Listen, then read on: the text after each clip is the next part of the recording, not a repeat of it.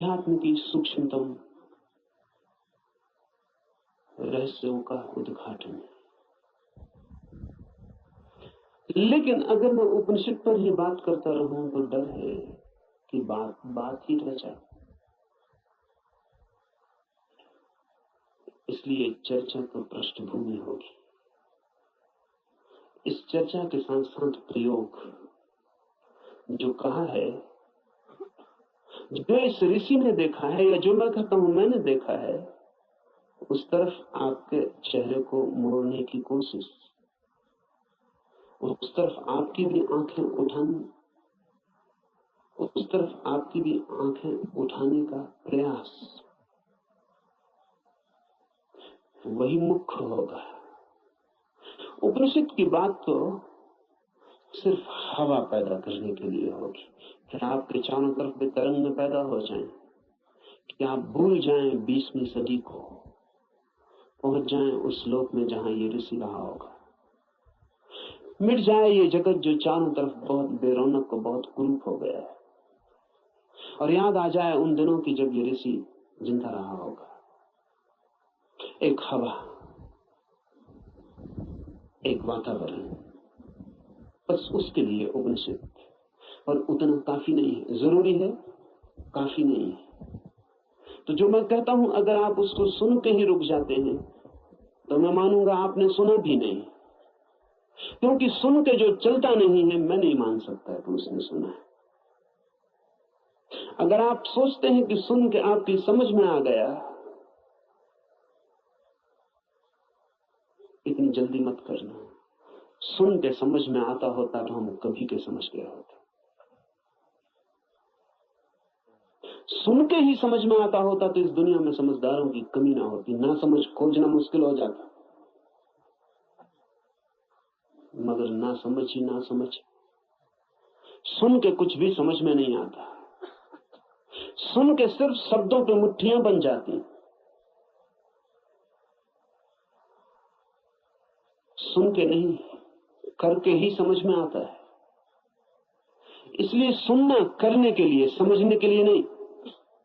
सुनना करने के लिए, करना समझने के लिए। सुन के ही सीधा मत सोच लेना कि समझ गए। वो बीच की कड़ी के बिना कोई भी उपाय नहीं है, कोई भी रास्ता नहीं। लेकिन मन कहता है कि समझ गए, अब करने की क्या जरूरत है। मंजिलें चल के पहुंची जाती हैं।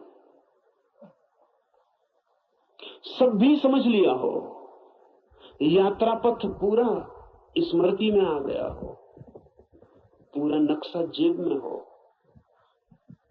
फिर भी बिना चले कोई मंजिल तक कभी पहुंचता नहीं। लेकिन सपना देखा जा सकता है। कोई आदमी यही सोच रहा है और सपना देख सकता है कहीं भी पहुंचने का। मन सपना देखने में बड़ा कुशल है। और ऐसा मत सोचना कि आप ही ऐसे सपने देखते हैं। जिनको आप बहुत बुद्धिमान कहते हैं वे भी इसी तरह के सपने देखते रहते हैं। साधु हैं, सन्यासी हैं, महात्मा हैं, वर्षों वर्षों से खोज में लगे हैं, लेकिन कहीं इंच भर नहीं पहुंचते, यात्रा ही नहीं करते। वो जो वर्षों से खोज में लगे हैं वो सारी की सारी खोज वर्तुलाकार है। बुद्धि में ही वर्तुल बन जाता है, भंवर बन जाता है, उसी भंवर में घूमते रहते हैं। फिर उस भंवर में सब समा जाता है, वेद समा जाते हैं, उपनिषद समा जाते हैं, कुरान बाइबलें समा जाती हैं, उस भंवर में सब समा जाता है। लेकिन एक इंच भी गति नहीं होती। उपनिषद की हम चर्चा करेंगे, उपनिषद समझाने के लिए नहीं, उपनिषद बन जाने के लिए। यहां सुन के कुछ कंठस्थ हो जाए और आप भी बोलने लगे तो मैंने आपका नुकसान किया, मैं फिर आपका मित्र साबित ना हुआ। यहां सुन के आप जो सुना है वो बोलने लग जाएं तो कोई मूल्य नहीं है। यहां सुन के आपको भी वो हो जाए, आप भी वो देख लें, वो आंख आपकी भी खुल जाए, तो भी ऐसा समझें एक कवि गीत गाता है किसी फूल के संबंध में। गीत में बड़ा माधुर्य हो सकता है, छंद हो सकता है, लय हो सकती है, संगीत हो सकता है।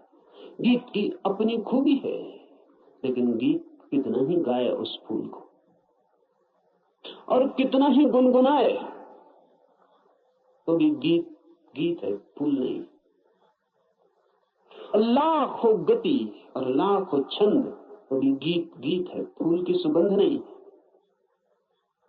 और आप उसी गीत से तृप्त हो जाए तो आप भटक गए। उपनिषद गीत है किसी फूल का जिसे आपने देखा नहीं अभी। गीत गजब का है, गाने वाले ने देखा है, पर गीत से तृप्त मत हो जाना। गीत फूल नहीं। ऐसा भी हो जाता है कि कभी कभी आप फूल के पास भी पहुंच जाते, कभी कभी फूल की एक झलक भी मिल जाती है, अचानक, आकस्मिक। क्योंकि फूल कोई विजाती ही नहीं है, आपका स्वभाव है, आपके बिल्कुल निकट है, किनारे किनारे है। कभी कभी छू जाता है बिना आपके, बावजूद आपके। कभी कभी फूल एक झलक दे जाता, कोई बिजली कौन जाती, किसी क्षण में आकस्मिक अनुभव में आ जाता है। कुछ और भी है इस जगत में, यही जगत सब कुछ नहीं है। इस पथरीले जगत के बीच कुछ और भी है जो पत्थर नहीं, फूल है, जीवंत खिला हुआ, जैसे किसी स्वप्न में देखा हो या अंधेरी रात में चमकी हो बिजली और कुछ दिखा हो और फिर खो गया हो। ऐसा कभी कभी आपके जीवन में भी हो जाता है, कवियों के जीवन में अक्सर हो जाता है, चित्रकारों के जीवन में अक्सर हो जाता है। फूल की झलक बिल्कुल पास आ जाती है, फिर भी फूल कितने ही पास हो और कितनी ही झलक मिल गई हो, पास होना भी दूर होना ही है।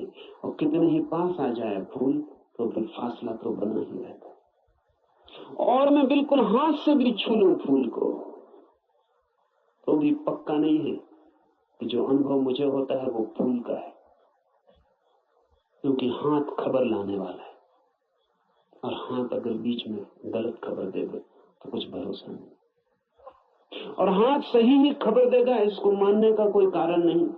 फिर हाथ जो खबर देगा वो फूल के संबंध में कम और हाथ के संबंध में ज्यादा होती।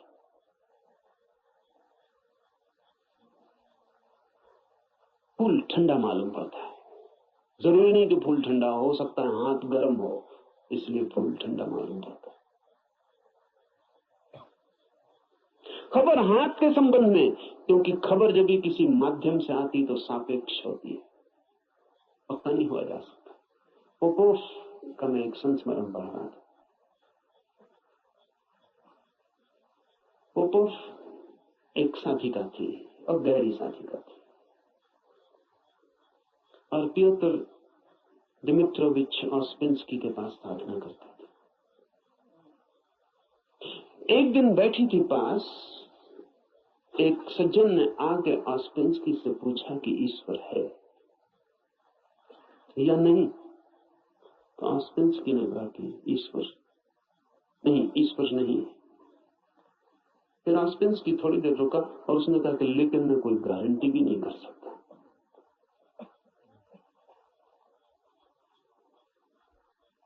क्योंकि जो भी मैं जानता हूं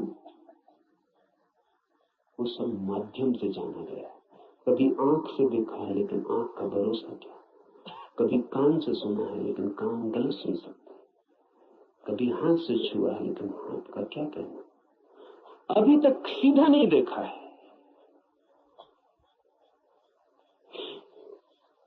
अभी तक आमने सामने नहीं हुआ हूं, इसलिए कोई गारंटी भी नहीं। अभी तक जो भी जाना है उसमें मुझे ईश्वर का कोई अनुभव नहीं हुआ, लेकिन जरूरी नहीं कि ईश्वर न हो। इससे सिर्फ मेरी खबर मिलती कि मेरे अनुभव क्या है, इसलिए मैं कोई गारंटी नहीं कर सकता कि नहीं ही है। इसलिए मुझ पर भरोसा करके मत रुक जाना। खोजना। जब भी माध्यम से कुछ घटता है तो भरोसे का नहीं। अगर फूल के बिल्कुल पास भी पहुंच जाएं तो भी आंख देखती है, हाथ छूते हैं, सुगंध नाक में आती है, ये भी दूरी का अनुभव है। तो कभी कभी कोई कवि उस परम फूल के इतने पास पहुंच जाता है तो उसके गीत में उतर आती है गूंज उसकी, लेकिन फिर भी बुद्ध नहीं है वो, महावीर नहीं है वो। महावीर कौन है, बुद्ध कौन है? बुद्ध है वो चैतन्य जो फूल ही हो गया। इतनी भी दूरी न रही कि फूल को देखा हो, फूल ही हो गया। फूल होकर ही पूरी तरह जाना जा सकता है क्या है। उपनिषद के ऋषि की बात है, गीत है किसी फूल के संबंध में, उसे गुनगुनाना, मिठास है बड़ी उसमें, स्वाद है उसमें बहुत, लेकिन वो फूल नहीं है, गीत ही है। अगर प्रयास करेंगे तो कभी कभी झलक भी मिलेगी। मेरे पास लोग आते हैं, वो कहते हैं ध्यान में बड़ी झलक मिली, लेकिन फिर खो गई। आनंद प्रकाश हो गया था, फिर खो गया। आनंद ही आनंद हो गया था, लेकिन अब कहाँ है? अब खोजते हैं और नहीं मिलता। झलक का मतलब है पास पहुंच गए थे, झलक तो खो ही जाएगी। इसलिए ध्यान ज्यादा से ज्यादा झलक ही दे सकता है। उस पर भी मत रुक जाना कि उसी झलक को पकड़ के बार बार खोजते रहना है। ध्यान का तो मूल्य इतना है कि झलक मिल जाए, फिर आगे जाना है समाधि में, ताकि आप फूल ही हो जाए।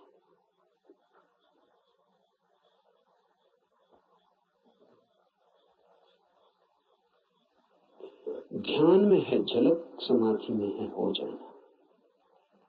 झलकों पे मत रुकना, झलकें बड़ी प्रीति कर,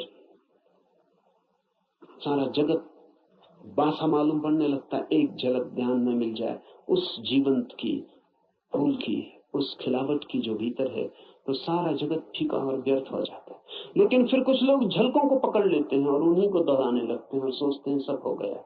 नहीं, जब तक आप ही ना हो जाएं, ईश्वर ही जब तक आप ना हो जाएं, तब तक भरोसा मत करना कि ईश्वर है।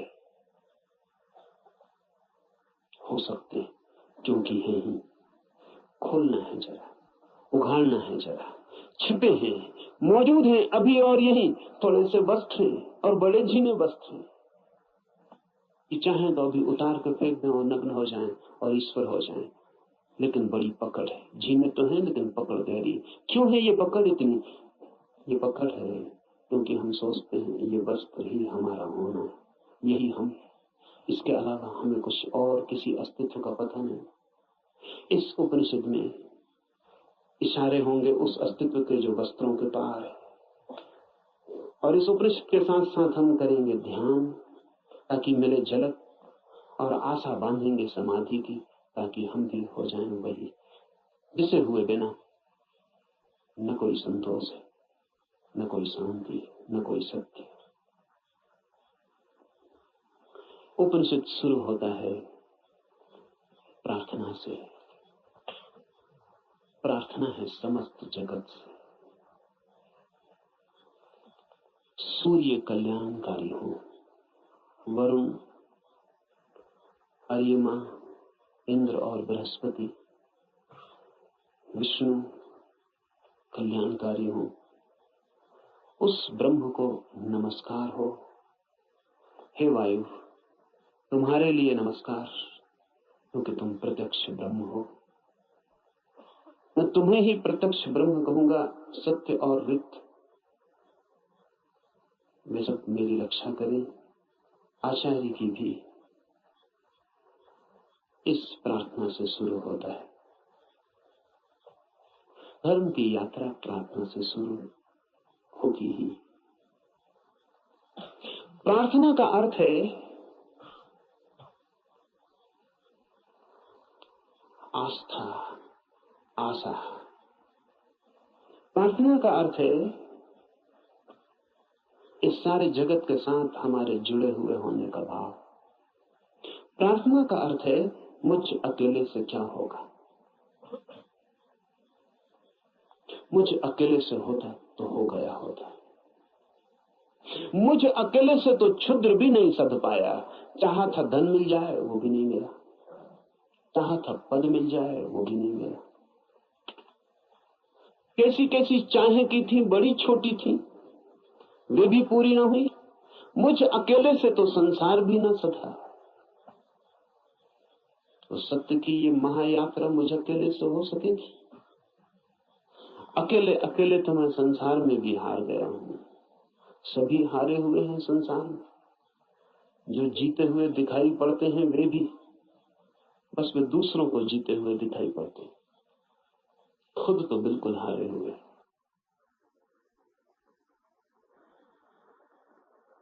आप भी अपने को हारे हुए दिखाई पड़ते होंगे, औरों को तो आप भी जीते हुए दिखाई पड़ते हैं। आपसे भी पीछे लोग हैं जो आपको समझते हैं पा लिया आपने, जीत गए संसार में। लेकिन भीतर से अगर हम आदमी को देखें तो एक एक आदमी हारा हुआ है। संसार पराजय की लंबी कथा है, वहां जीत होती ही नहीं, वह जीत हो ही नहीं सकती, वो संसार का स्वभाव नहीं। वहां हार ही नियति है, किसी की नहीं, किसी व्यक्ति की नहीं, संसार में होने की नियति ही हार है। वहां हारना ही होगा, वहां कोई कभी जीतता नहीं। वहां नहीं जीत पाए जहां क्षुद्र था, स्वप्न था, शंकर कहते हैं माया है, वो माया में भी हार गए। सपना था,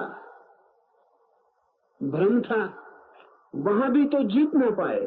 जब भ्रम में भी हार गए, सपने में भी न जीते, तो यथार्थ में, सत्य में अकेले से क्या होगा?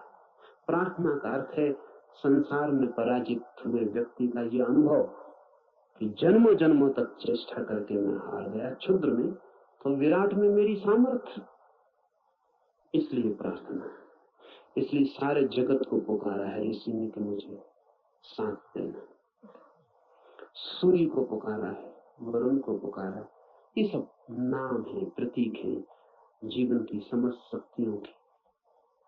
सूर्य को पहले पुकारा है क्योंकि सूर्य हमारा जीवन है, उसके बिना हम नहीं होंगे। हमारे भीतर सूर्य ही जीता है, जलता है।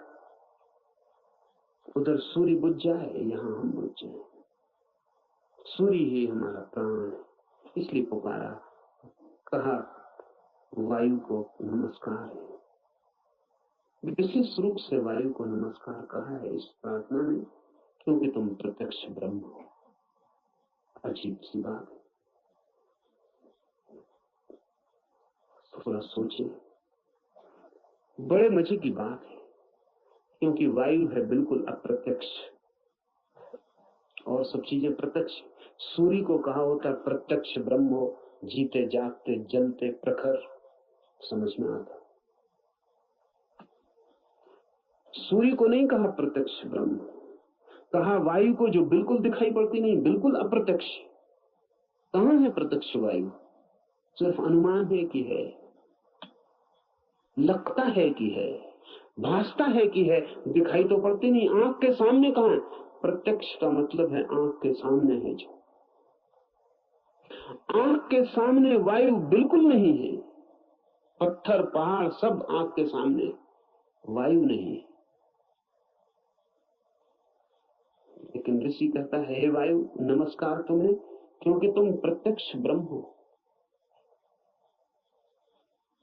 इसलिए कहा कि वायु जैसे दिखाई नहीं पड़ती और है, और आंख को दिखाई नहीं पड़ती फिर भी आंख को छू रही है प्रतिपल।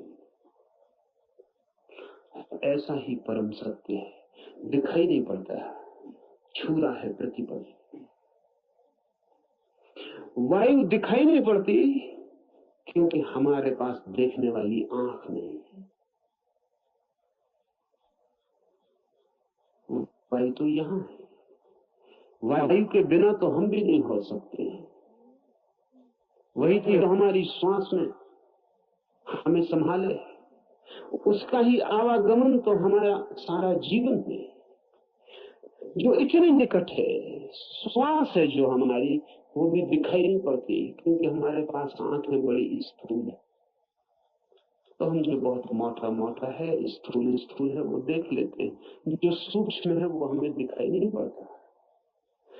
वायु सूक्ष्मतम है, हमारे सामने मौजूद है, भीतर मौजूद है, बाहर मौजूद है, रोए रोए में मौजूद है और दिखाई नहीं पड़ती। इसलिए कहा कि तुम प्रत्यक्ष ब्रह्म हो, तुम ठीक ब्रह्म जैसी हो। वो भी यहाँ मौजूद है और दिखाई नहीं पड़ता, और रोए रोए में वही समाया है, रोआ रोआ वही है, और फिर भी उसका कोई पता नहीं चलता। इसलिए वायु को नमस्कार किया है कि हम वायु को तो जानते हैं, ब्रह्म को नहीं जानते। वायु से एक धागा जोड़ा है, ब्रह्म में ठीक वायु जैसा है। इसलिए मैं तुम्हें प्रत्यक्ष ब्रह्म कहूंगा।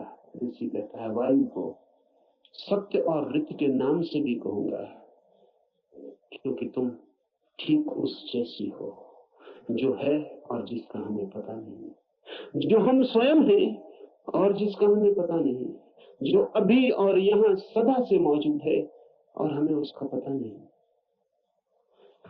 लेकिन ये खोज पूरी हो सके अगर सब देवता रक्षा करें। देवता से अर्थ है सदा से जीवन की अनंत अनंत शक्तियां, और जीवन है एक विराट जाल अनंत शक्तियों का। आपका होना भी एक विराट जाल है अनंत शक्तियों का। मिलता है आप में सूर्य, मिलता है वरुण, मिलता है इंद्र, मिलती है वायु, मिलती है अग्नि, मिलती है पृथ्वी, सब कुछ मिलता है आकाश, सब आप में मिलते हैं। अगर एक व्यक्ति को हम पूरा का पूरा जान लें तो हमने बीज रूप में समस्त अस्तित्व को जान लिया। सब कुछ उसमें है, सबका दान उसमें है, सब मिलकर ही उसका अस्तित्व है। इन सबकी सहायता की प्रार्थना है, लेकिन क्या सूर्य सहायता करेगा?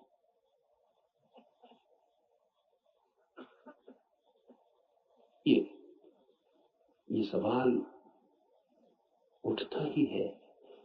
प्रार्थना भी की तो क्या सूर्य सहायता करेगा? प्रार्थना भी की तो क्या वायु सहायक हो जाएगी?